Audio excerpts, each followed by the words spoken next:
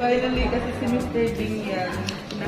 Oo nga, buti na lang. Nakita ko yung ano ko, SPA copy ko. Sige, ma'am.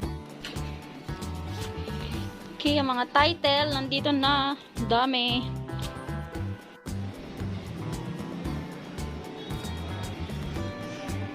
Walang tao ah. Mayroon silang ano, virtual turnover. As in virtual, online, turnover, bongga, online.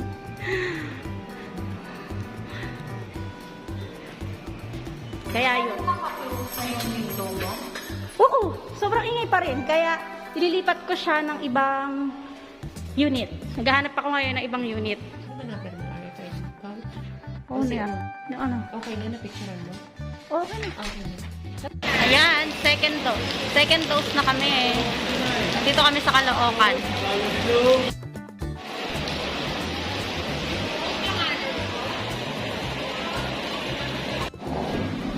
Ginutom na.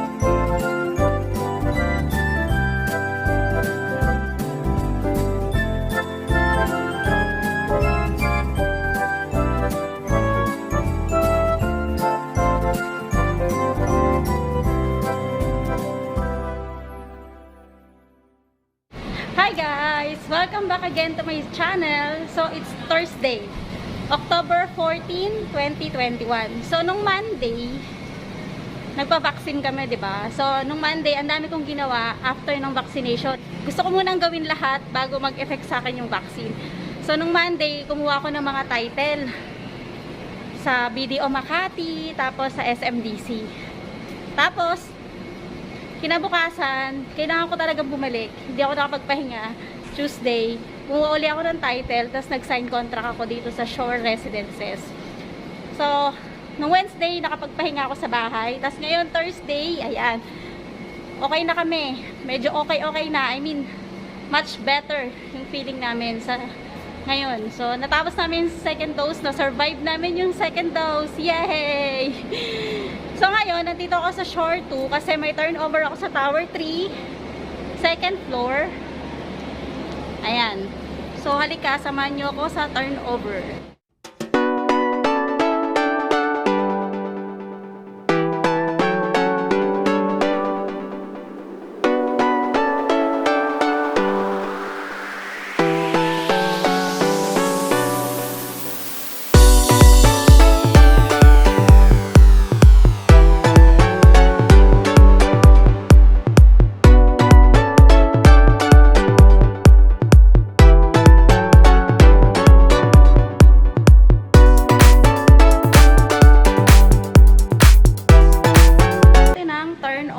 Team.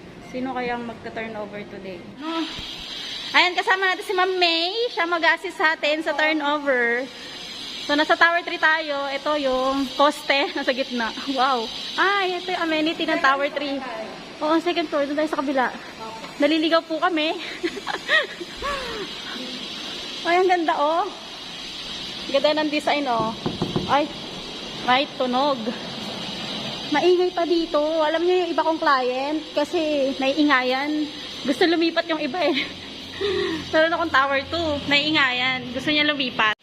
Ayan, kasi under construction pa talaga itong unit. Under construction pa talaga yung unit. Pero may working hours naman, di ba, yung pagtatrabaho. 8 to 5, di ba? Oh, 8 to 5, yun. So, stop to set. Saturday, Sunday, walang work. So, walang ingay Saturday, Sunday. Kaso kasi yung client kong yun, may online class yung anak niya. So, nasasabay.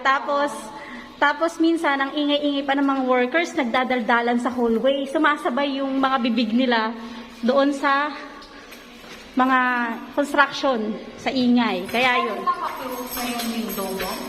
Oo, sobrang ingay pa rin. Kaya, ililipat ko siya ng ibang unit. Naghahanap ako ngayon ng ibang unit. Ayan, nandito na tayo. Yung may-ari, buti na lang ni-remind niya ako. Ma'am, turn over po today ah. Kasi kung hindi... Ha? 14, di ba? Oo. Ano ba ngayon? 14. Oh, 14 naman yung turnover ko ah. 13 ba? Hala, sorry, di ko alam. Tingnan mo, nawala na sa isip ko. Kaya sabi ko, yung susi na sa inyo, sabi wala daw. Hala, alam ko 14. Hala, oy. Basta kayo pa-remind ako please. Buti na lang, sinremind ako. Niremind ako ng owner. Kung hindi, nga. Ayan, okay naman to. Ito yung flash na hingahan ako.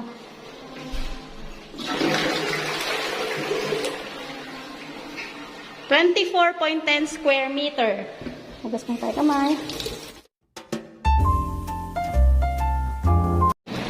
Ayan guys, so natapos na tayong mag-turnover today. Yan, na-turnover na yung unit ni ma'am.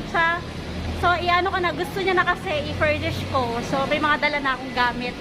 Kaya, pina-approve ko na rin yung gate pass tsaka work permit. Tapos, i-aakyat ko na lang yung mga gamit. Mga aircon, ganun, sa unit niya. Tapos, sa admin kanina, may nakakita sa akin, nagpa-picture, feeling artista ako. Tapos, may tinanong siya, maganda ang tanong niya. Kasi, di ba may warranty kayo ng 1 year? Tapos, sinabi niya, paano yun, Ma'am Kleng, kapag lumagpas na ng 1 year, hindi pa rin naaayos. So, ang sagot po dyan, as long as may na-file kayo na concern slip, valid pa rin yun. Yan, kahit natapos na yung 1 year, dun sa turnover date ninyo, pero nag-file kayo ng concern slip, valid pa rin siya. Ayan. So, marami pa akong gagawin. Kaya, halika na. Teka lang, update lang. Yung short 3, ang sabi nila, sa December, mag-start na silang mag-turnover ng Tower 1. So, abangan natin sa December kung totoo nga na magta-turnover sila. Kung magta-turnover man sila sa December, mga lower floor yan for sure. Pupunta pala ako sa S. Baka bukas kasi may furnishing din kami sa S. Tapos, sa S, wala pa yung Tower 3 ha. Sa mga tatanong, kasi may tumatawag sa akin kung na-turnover na yung Tower 3 sa S Residences. Wala pa po. Pero, ang sabi sa akin, sa aking reliable source, meron na daw silang mga susi na hawak sa Tower 3.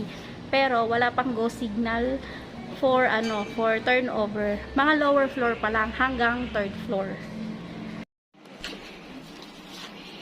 Okay, ang mga title nandito na, dami.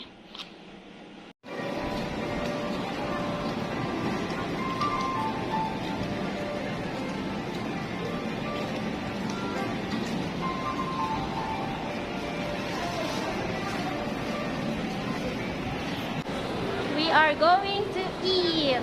Mayabang na kami kasi pwede na kaming mag-dine in. Hindi na kami sa labaso ko. Fully vaccinated na, pwede na kaming mag-dine in. Alam, kain kami. Japanese? Bakit Japanese? Korean ka.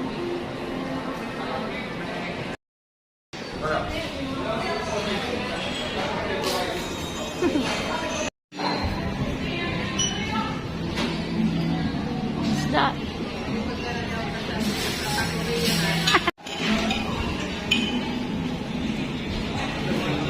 Kala mo siya yung nagtrabaho, oh. Grabe, oh. Yes. Oh, soup.